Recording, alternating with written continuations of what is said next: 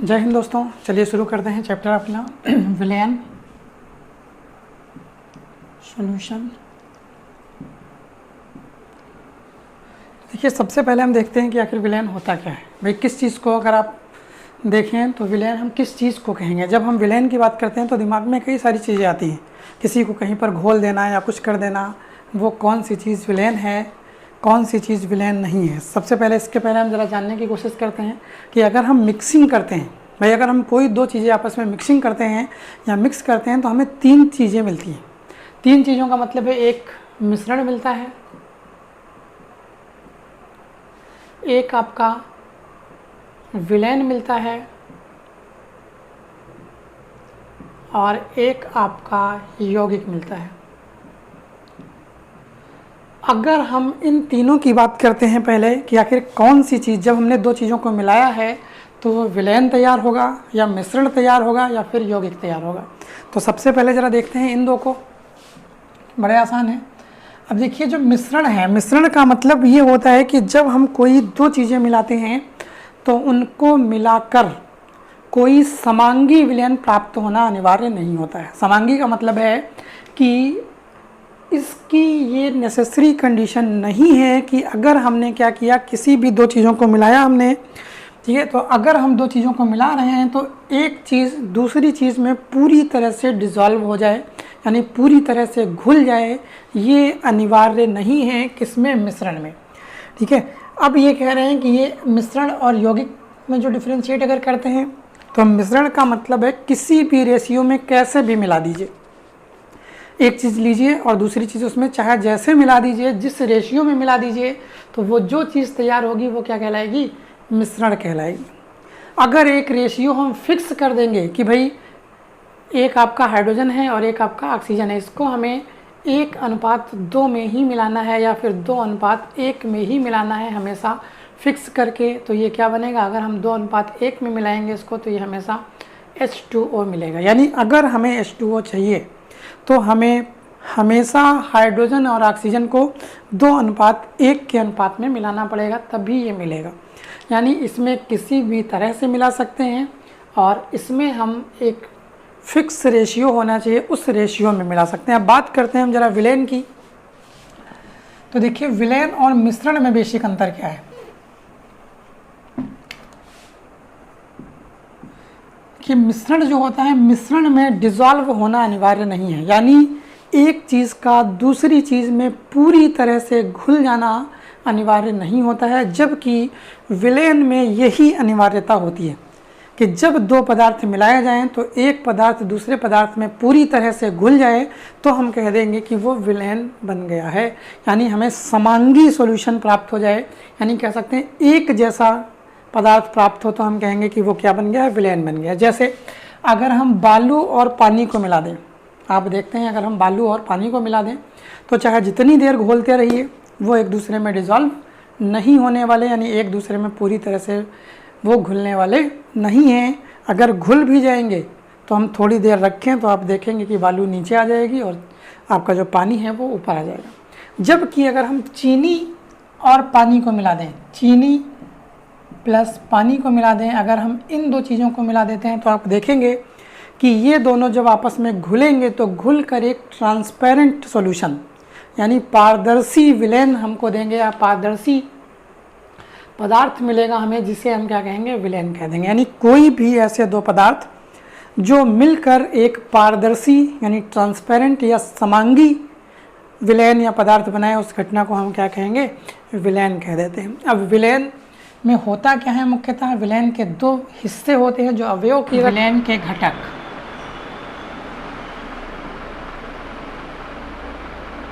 ठीक है, components of solution.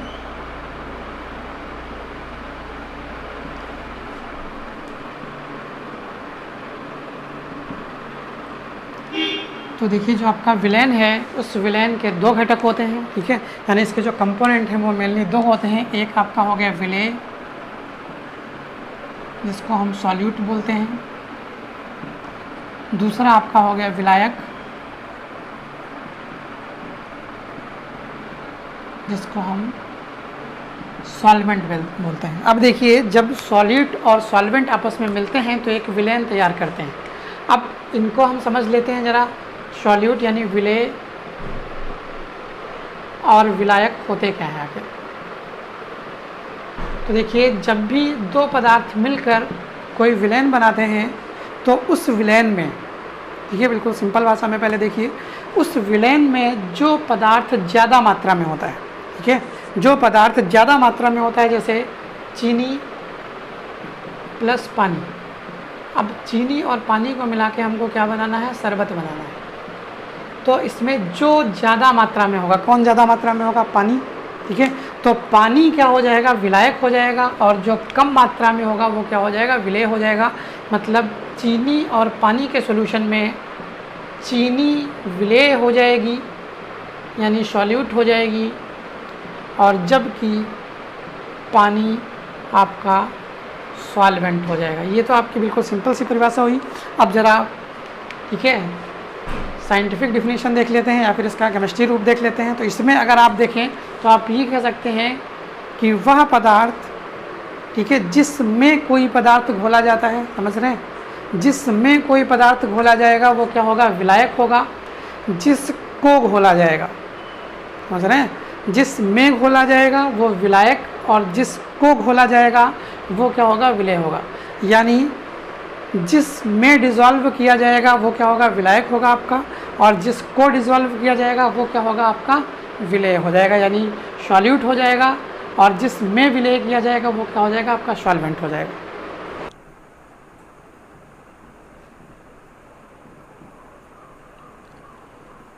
Villain के प्रकार, टाइप्स ऑफ सॉल्यूशन। तो देखिए, जनरली जब ये कहा जाता है तो विलेन जो होता है यानी सॉल्यूशन जो होता है वो 9 टाइप के होते हैं, यानी 9 प्रकार के होते हैं। देखिए, उनको याद करना बड़ा आसान है। हम विलायक के आधार पर डिफाइन कर लेते हैं। पहले हम क्या कर लें, विलायक किसको मान लें, विलायक हम किसको मान लें, ठोस को मान लें। फिर हम विलायक किसको मान लें, द्रव को मान लें, और फिर विलायक हम गैस को मान लें। यानी आप कह सकते हैं 3 हिस्से हमने डिफाइन कर लिए। एक, जब विलायक कौन है, आपका ठोस है। एक, जब विलायक कौन है, द्रव है। और एक हिस्सा जब विलायक कौन है, गैस। अब इनमें तीनों चीज़ें घोल दीजिए, ठीक है, समझ रहे हैं। तीनों चीज़ों का मतलब है ठोस का ठोस में विलयन।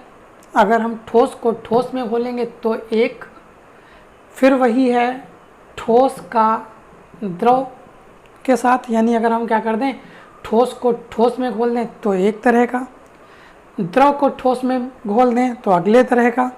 अगर हम क्या कर दें, गैस को ठोस में घोल दें तो अगले तरह का। यानी 3 तो आपके ये विलेन होंगे जिसमें विलायक यानी जो आपका सॉल्वेंट है वो कौन है, ठोस है।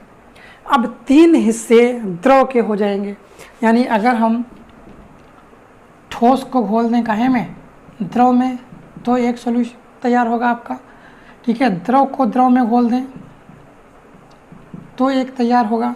इसके बाद अगर हम क्या कर दें, गैस को द्रव में घोल दें तो एक तैयार होगा। यानी एक कॉम्बिनेशन आपका द्रव का तैयार हो गया, एक कॉम्बिनेशन आपका ठोस का तैयार हो गया,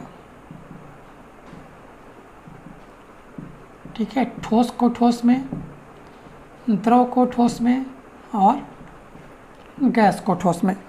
यानी आप ये कह सकते हैं। उसके बाद फिर जो 3 अगले आएंगे वो क्या हो जाएंगे, गैस के हो जाएंगे। यानी गैस,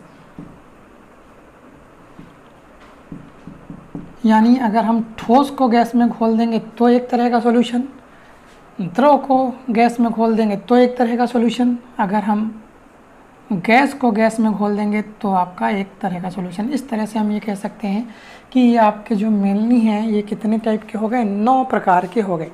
जिसमें क्या है, सारे के सारे इंपॉर्टेंट नहीं हैं, पढ़ने भी नहीं है आपको। यहाँ पर जो मेनली पढ़ना है वो एक टाइप पढ़ना है, ये इस तरह का जो एक टाइप होगा आपका, ठीक है, ठोस का द्रव में, वो आपको सॉल्यूशन पढ़ना है। चलिए अब इसके बाद बात करते हैं ज़रा टाइप्स के बाद जो आपका अलग विलेय और विलायक के आधार पर जब हम घोलते हैं तो उनको हम थोड़ा सा और डिफाइन कर सकते हैं। एक होते हैं तनु व सांद्र। तनु को बोलते हैं डाइल्यूट सॉल्यूशन और इसको बोलते हैं कंसंट्रेट सॉल्यूशन। यानी जरा इनको भी समझ लेते हैं कि डाइल्यूट सॉल्यूशन कौन से होते हैं और कंसंट्रेट सॉल्यूशन कौन से होते हैं। यानी पतला सॉल्यूशन, सीधे सी बात ऐसे कहिए कि जो पतला सॉल्यूशन होगा वो कैसा होगा, डाइल्यूट होगा। जो गाढ़ा सॉल्यूशन होगा वो कैसा होगा, कंसंट्रेट होगा। अब देखिए इनमें कन्फ्यूजन मत क्रिएट करिएगा। हम बात कर रहे हैं सॉल्यूशन की। सॉल्यूशन का मतलब है जिसमें दो चीज़ें मिली हुई हों। अब ये नहीं कि आप शहद ले आ रहे हैं, कि आप एक जगह क्या ले आए, शहद ले आए, और एक जगह आप शरबत ले आए।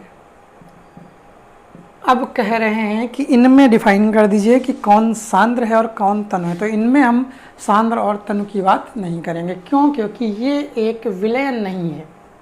इसमें जो गाढ़ापन है वो तनुता और सांद्रता की वजह से नहीं है, इनमें जो गाढ़ापन है वो श्यानता की वजह से। तो आप फर्स्ट ईयर में आपने एक वर्ड पढ़ा हो फिजिक्स में, श्यानता। श्यानता का वर्ड जानते होंगे शायद, क्या होता है? श्यानता का मतलब होता है पदार्थों का गाढ़ापन। अब पदार्थों का गाढ़ापन आता कैसे है? जो पदार्थ यानी किसी द्रव को भरा जाता है तो द्रव की जो परतें होती हैं वो एक दूसरे पर एक घर्षण बल लगाती हैं, यानी नीचे की परत ऊपर की परत को रोकने का प्रयास करती है।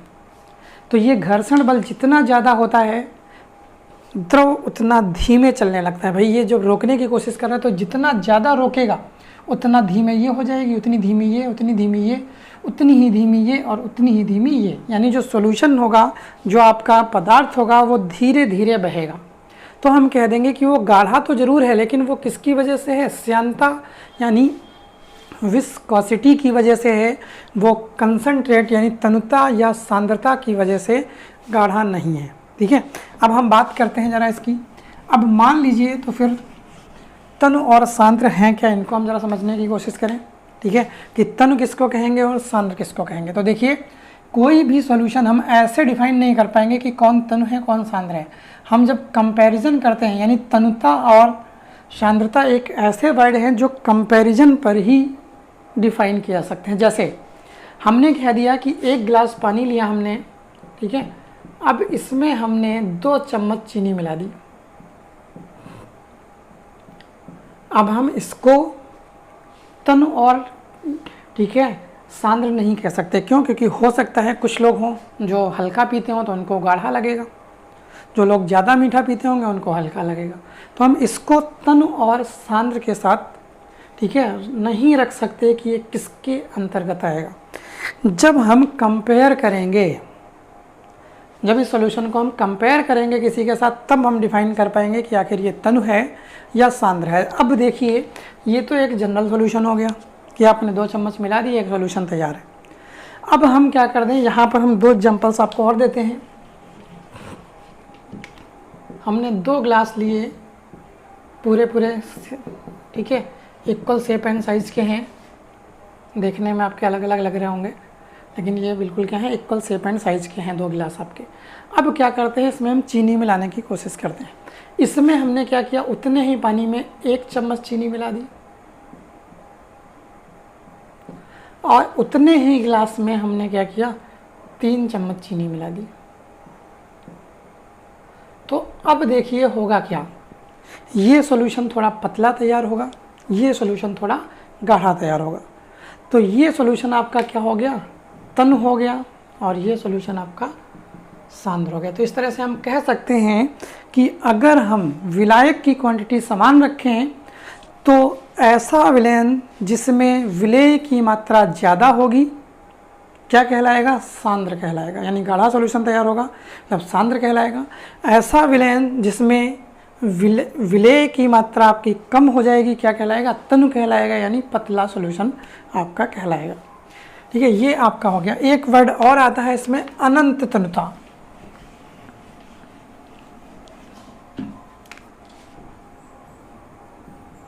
अनंत तनुता, इनफाइनाइट डाइल्यूशन।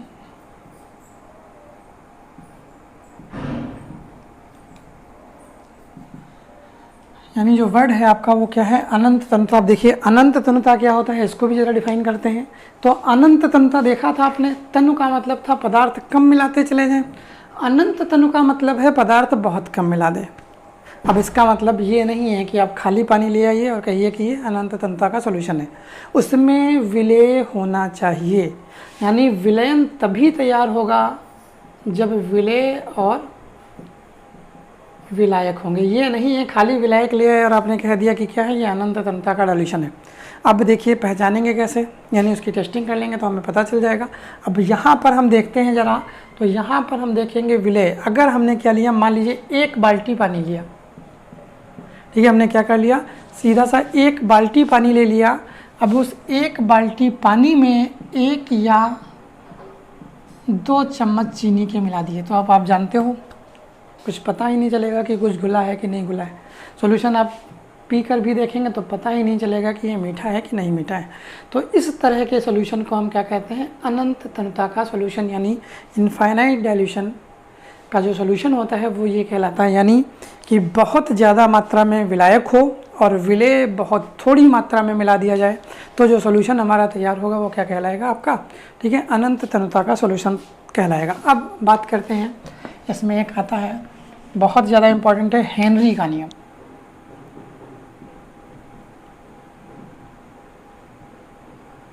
ठीक है, जो है आपका क्या है, बहुत ज़्यादा इम्पॉर्टेंट है, क्या, हेनरी का नियम। तो हम हेनरी के नियम की बात करते हैं। तो देखिए हेनरी जो एक साइंटिस्ट थे, उन्होंने 1805 ईस्वी में लगभग क्या किया, गैस और द्रव को घोला आपस में। किसको किसको घोला, गैस और द्रव को घोला। अब गैस और द्रव को जब घोला तो उस गैस और द्रव के मिश्रण की साम्य अवस्था को, यानी उनमें क्या समानता है कि जब हम घोल रहे हैं तो हमारा मिश्रण किस तरह का तैयार हो रहा है, क्या हो रहा है, यानी गैस और द्रव के मिश्रण की साम्य अवस्था का अध्ययन करने के लिए, यानी इक्विलिब्रिया, यानी इनका और इनका, गैस और लिक्विड, इनके इक्विलिब्रिया का अध्ययन करने के लिए क्या किया, एक नियम दिया जिसको हम क्या कहते हैं, हेनरी का नियम कहते हैं। इस नियम के अनुसार, ठीक है, इसके अनुसार जब किसी गैस को द्रव में घोला जाता है, किसको किस में घोला जाता है, ध्यान रखना है, ये द्रव को गैस में न मत घोल देना। जब भी किसी गैस को किसी द्रव में घोल दिया जाता है, यानी ये आपका द्रव हो गया, इसमें हम क्या कर दें, किसी गैस को घोल दें, यानी ये विलय हो और ये आपका विलायक हो। यानी जब भी किसी गैस को किसी द्रव में घोला जाता है तो उस गैस की विलेयता, तो जो गैस है उस गैस की विलेयता गैस के दाब P के समानुपाती होती है। तो आप ये कह सकते हैं कि ये जो आपका गैस है, गैस की विलेयता, आप जो गैस की विलेयता मान लेते हैं, अगर हम क्या मान लें, तो गैस की विलेयता है उसको हम S मान लें, और जो गैस का दाब है उसको हम क्या मान लें, P मान लें। तो S प्रोपोर्शनल P, यानी किसी गैस की द्रव में विलेयता आपकी S है, ठीक है, गैस की द्रव में जो विलेयता है वो कितनी है, S है, और जो उसका दाब है वो कितना है, P है। किसी गैस की द्रव में विलेयता गैस के दाब P के समानुपाती होती है, जिसको हम हेनरी का नियम कहते हैं, यानी S प्रोपोर्शनल P। यहाँ से आपको पता होगा प्रोपोर्शनलिटी हटाएंगे तो K लगाएंगे कोई, यहाँ K एक कांस्टेंट है जिसको हम क्या कहते हैं, हेनरी कांस्टेंट या हेनरी का नियतांक कहते हैं। अब इसके गुण क्या है, यानी इसकी प्रॉपर्टीज़ क्या हैं, ज़रा हम चेक करते हैं। यानी इसके जो सीमाएं क्या हैं, जो हेनरी का नियम है उसकी आपकी लिमिटेशंस यानी सीमाएं क्या हैं। तो हेनरी के नियम की सामान्यतः 3 सीमाएं होती हैं, ठीक है, हम कहता वो और भी सकती हैं, ऐसा कुछ नहीं है, लेकिन मेनली जो चीज़ें हैं वो 3 चीज़ें हैं। यहाँ पर कौन कौन सी चीज़ है, एक तो गैस है, ठीक है, तो हम ज़रा चेक करते हैं इस गैस के बारे में तीनों प्रॉपर्टी। नंबर 1, गैस आदर्श होनी चाहिए। नंबर 1, गैस आदर्श होनी चाहिए।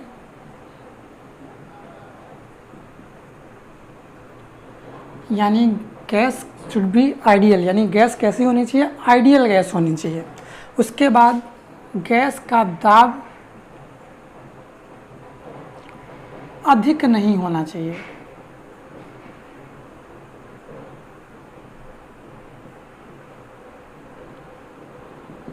और तीसरा जो आपका है, गैस का ताप बहुत कम नहीं होना चाहिए। ये आपके इसके 3 मेनली आप कह सकते हैं सीमाएं हैं। अब क्या हैं, अब देखिए, गैस आदर्श होनी चाहिए। गैस आदर्श होने का मतलब है उनके कणों के बीच किसी भी तरह का कोई एक्स्ट्रा आकर्षण बल नहीं लगना चाहिए, ठीक है। अगर ऐसा लगता है तो उनके दाब और ताप गड़बड़ाते हैं, इसलिए क्या होनी चाहिए, गैस आदर्श होनी चाहिए, सबसे पहली बात।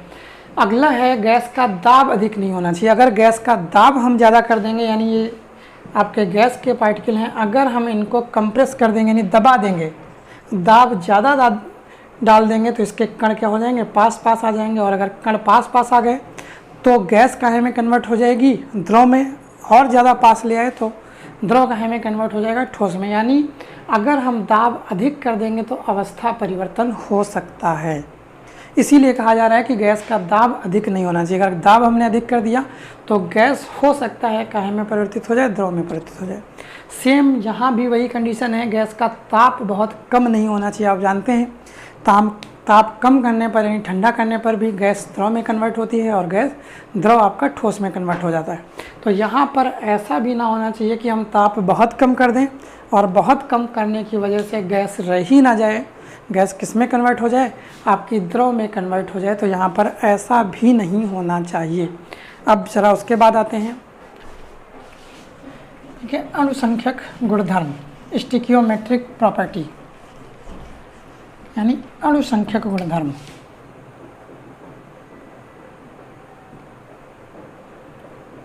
अणुसंख्यक गुणधर्म यानी स्टैकियोमेट्रिक या स्टेशियोमेट्रिक प्रॉपर्टी आपकी। तो देखिए, अणुसंख्यक गुणधर्म या स्टिकियोमेट्रिक प्रॉपर्टीज़ आपकी क्या होती हैं, ऐसी प्रॉपर्टीज़ या ऐसे गुण, किसी भी विलयन के ऐसे गुण जो उसमें घुले हुए कणों की संख्या पर निर्भर करते हैं, ठीक है। यानी ऐसे गुण या ऐसी प्रॉपर्टीज़ जो उसमें घुले हुए कणों की संख्या पर निर्भर होते हैं, क्या कहलाते हैं, अणुसंख्यक गुणधर्म, स्टिकियोमेट्रिक आपकी कोफिशिएंट या आप कह सकते हैं प्रॉपर्टीज़ या स्टिकियोमितीय प्रॉपर्टीज़ आपकी कहलाती हैं। इनको हम क्या कहते हैं, अणुसंख्यक गुणधर्म कहते हैं। ये मुख्यतः आप कई तरह की होती हैं। एक तो आपका परासरण दाब हो गया, अगला आपका हो गया वाष्प दाब में अवनमन,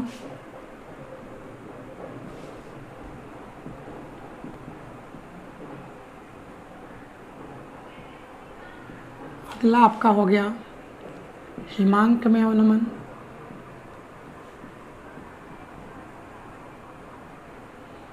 अगला आपका हो गया क्वथनांक में उन्नयन।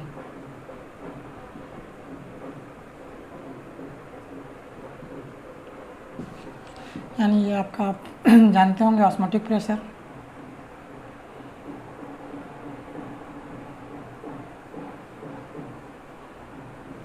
ये आपका डिप्रेशन,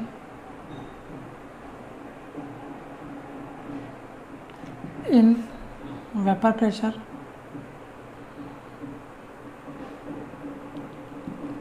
ये आपका depression in freezing point,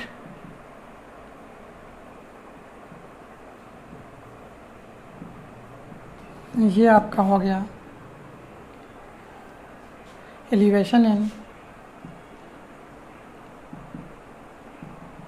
boiling point.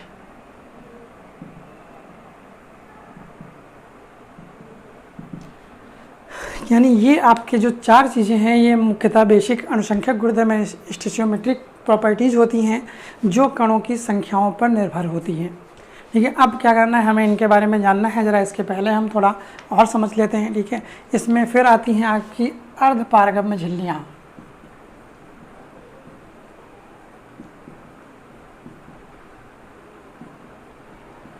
अर्धपारगम्य झिल्लियाँ या मेम्ब्रेन्स, अर्धपारगम्य के पहले आप मेम्ब्रेन समझ लीजिए। तो जो मेम्ब्रेन्स होती हैं यानी झिल्लियाँ होती हैं, जो आपकी मेम्ब्रेन यानी झिल्लियाँ होती हैं, वो सामान्यतः 3 तरह की होती हैं। एक होती हैं पारगम्य यानी परमिएबल, यानी कहने का मतलब है जैसे ये एक झिल्ली लगी हुई है, अब इसमें ठीक है जो वाष्पशील पदार्थ होते हैं उन वाष्पशील पदार्थों को एक तरफ से दूसरी तरफ जाने के लिए हम क्या करते हैं, कुछ झिल्लियों यानी कुछ मेम्ब्रेन्स का प्रयोग करते हैं। वो जिस हिसाब से कणों को इधर उधर भेजती हैं उनके हिसाब से हम 3 तरह से इनको डिवाइड कर लेते हैं। यानी जब हम कोई झिल्ली लगाते हैं तो हमारे कण इधर से उधर किस तरह से जा रहे हैं, नहीं जा रहे हैं, कम जा रहे हैं, ज़्यादा जा रहे हैं, उसके आधार पर हम क्या करते हैं, इनको 3 तरह से विभाजित कर लेते हैं। एक होती हैं पारगम्य झिल्लियाँ, जो झिल्लियाँ होती हैं उनमें एक पारगम्य